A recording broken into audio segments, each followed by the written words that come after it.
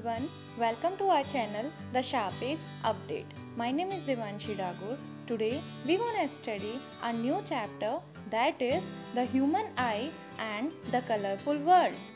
Dear students, in this chapter we will study that how does light help us in seeing the wonderful nature around us, and how does the light interact with matter. There are some questions that will be answered in this video. Students, do you know our eye is the most important natural optical instrument? The eye resembles a camera in many ways. It has nearly a spherical shape. Now, let's study some essential parts of the eye and their functions. And the first one is cornea. Dear students, the front of the eye is covered by a transparent spherical membrane that is called cornea. Light enters the eye through cornea. The space behind the cornea is filled with a clear liquid called aqueous humor. And now we will talk about iris and pupil. The iris and pupil form the variable aperture system of the eye. Iris is a dark colored muscular diaphragm which has a small circular opening in its middle.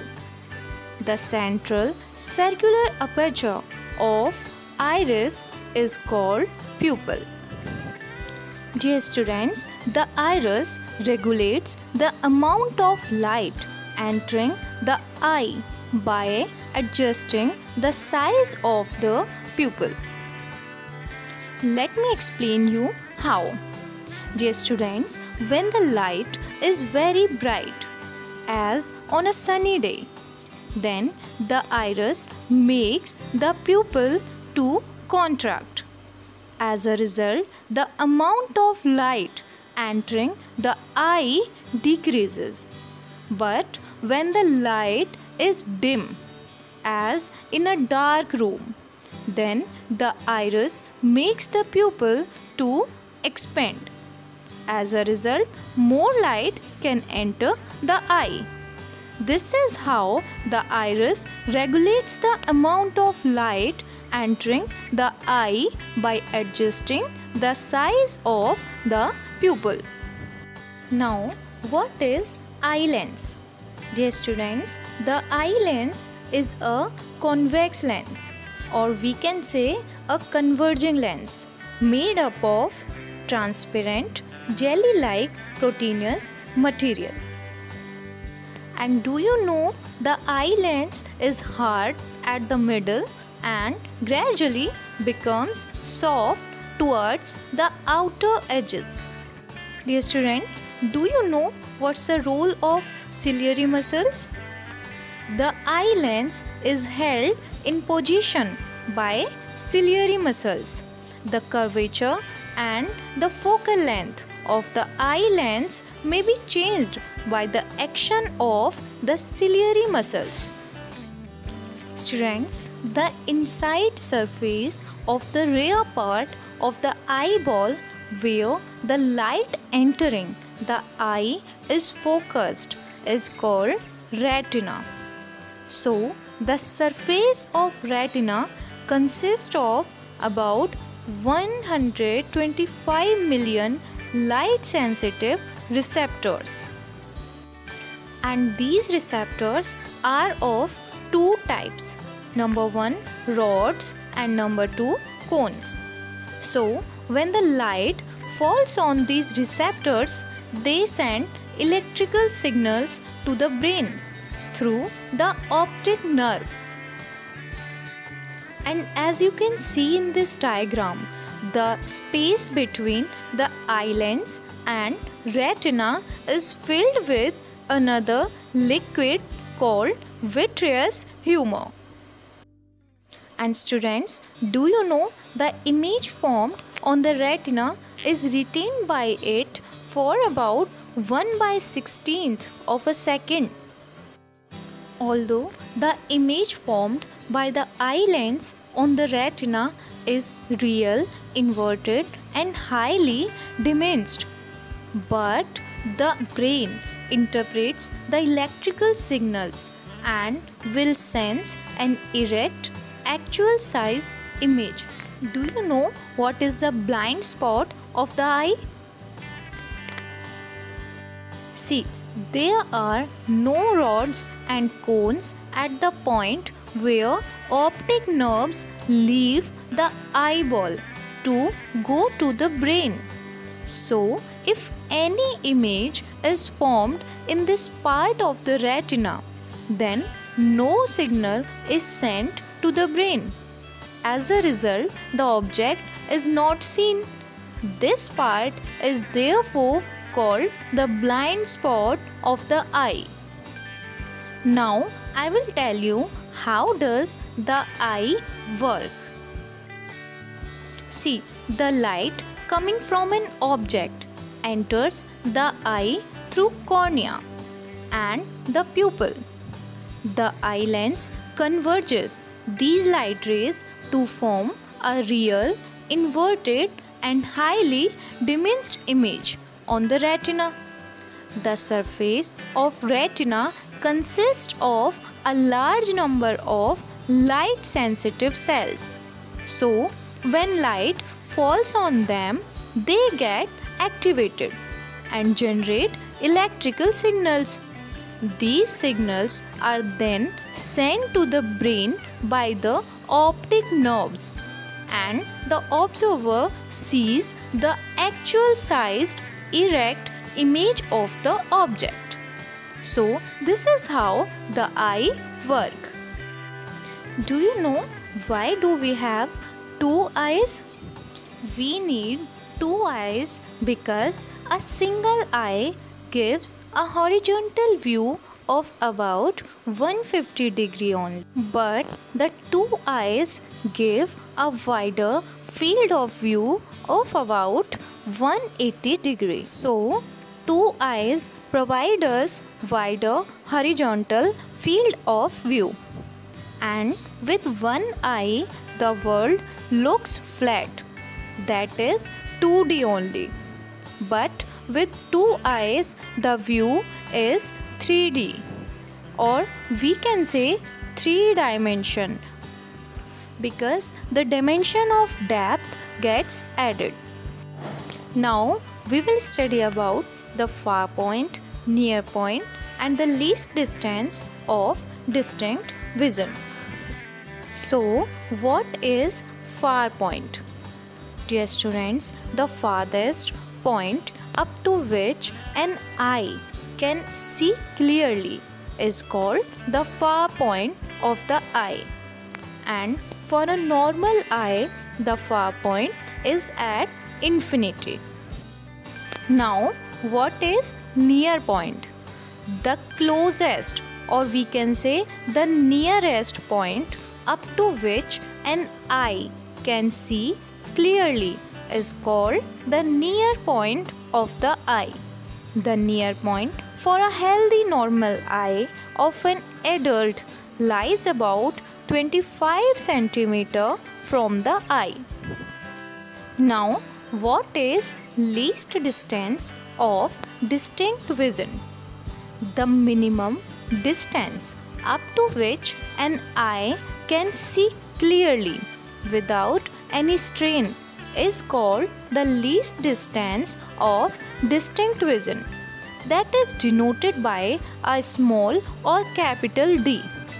The least distance of distinct vision is thus equal to the distance between the eye and its near point. For a normal eye, the least distance of distinct vision is about 25 cm. This distance usually increases with age. Now, let's come to the next topic, that is power of accommodation of the eye. So, what is meant by accommodation of the eye? Students, the eye can focus the images of all the objects, distant or nearby, at the same place on the retina by changing the focal length of its lens. So, the eye lens can change its focal length by changing its thickness with the help of its ciliary muscle. So, the property due to which eye lens is able to change its focal length is called accommodation of the eye. Now, as you can see in these pictures, when the eye is focused on distant objects, or we can say objects at infinity, the ciliary muscle is fully relaxed. When the ciliary muscle is in the relaxed state, the thickness of the lens is minimum and the focal length is maximum and equal to the distance of the retina from the eye lens. So, the parallel rays coming from any distant object are focused on the retina and the object is seen clearly. But in the second state, when the eye is focused on a nearby object, the ciliary muscle gets strained, or we can say tensed. Tension in the ciliary muscle decreases the focal length of the eye lens by slightly increasing its thickness in such a way that the image is formed on the retina. So, the eye focuses on the nearby objects by tensing the ciliary muscle. And students, these adjustments in the focal length of the eye lens take place so fast that we do not realize such changes. Now, what is meant by the limit of accommodation? Dear students, the eye can accommodate only up to a limit. A normal eye can accommodate up to the least distance of distinct vision, about 25 cm for a healthy adult. The objects which are very close to the eye produce blurred image. So, a normal eye can accommodate objects lying between infinity and the least distance of distinct vision. Now, what is the range of vision? So, the range of distance over which the eye can see clearly is called its range of vision. A normal human eye can see objects clearly which lie between infinity and the least distance of distinct vision. So, the range of vision of a normal healthy human eye is from infinity to the least distance of distinct vision. What is meant by the persistence of vision? Dear students, the image formed on the retina of the eye is not permanent. It also does not fade away instantaneously after the object is removed or we have stopped seeing the object. The image formed on the retina persists for 1/16th of a second even after we have stopped looking at the object.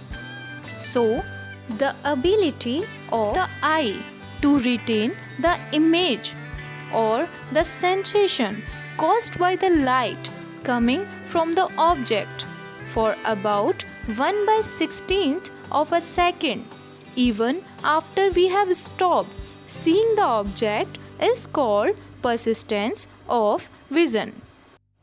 Now, our next topic is color vision. That is, how do we see the colors? Dear students, as you know, we see an object only when its image is formed at the retina. Our retina has a large number of light sensitive cells. These cells are of two shapes. number 1 rods and number 2 cones. The rod-shaped cells respond to the intensity of light, that is, the degree of brightness or darkness is sensed by the rod-shaped cells on the retina of the eye, while the cone-shaped cells respond to the colors. These cells are sensitive to red, blue and green colors to different extents. It is due to these cone-shaped cells that we are able to distinguish between different colors. Students, the cone-shaped cells become active only in bright light. That is why we can't differentiate between colors in dim light. There are in fact 3 different kinds of the cone-shaped cells. One sensitive to red, second to green and third to blue color. So, depending on the color of the light entering the eye, one or more kinds of the cone-shaped cells gets activated. Dear students, do you know what is color blindness? Color blindness is a defect of vision, or we can say defect of eye. When a person is unable to distinguish between certain colors, he or she is said to be color blind. So, color blindness is that defect of the eye due to which a person is not able to distinguish between certain colors. And the color blindness is a genetic disorder which occurs due to inheritance from parents to their children. Now we will study the causes of color blindness. Students, the retina of human eye consists of 3 different types of cone-shaped cells. Some are sensitive to blue light, some to green light and some others to red light. So, each color of light is detected only by the cones which are sensitive to that light. Sometimes a person may not have a particular kind of cones on its retina. Then such a person will not be able to distinguish between certain colors. For example, a person not having cone sensitive to the blue light in his or her eye will not be sensitive to blue color. Students, do you know it is said that John Dalton, founder of the atomic theory, was colorblind. He couldn't distinguish between primary colors. In medical profession, for quite some time, color blindness was called Daltonism. Students, I'll tell you how do certain animals, including birds, differ in their color perception. See, the structure and the number of rod-shaped and cone-shaped cells are different for different animals or birds. As a result, their color perceptions are also different. For example, bees have cones that are sensitive to ultraviolet rays. So, bees can see the ultraviolet light present in sunlight. But human beings cannot see the ultraviolet light because the cones in their retina are not sensitive to the ultraviolet rays. Students, the retina of chicken has mostly cone-shaped cells and only a few rod-shaped cells. It is because of this reason that a chicken can see only in bright light and wake up only when the sun rises and goes to sleep at sunset. So, in this video, we have studied many essential parts of human eye like cornea, iris and pupil, retina, and what is blind spot. We have also studied the accommodation of the human eye. Thanks for watching.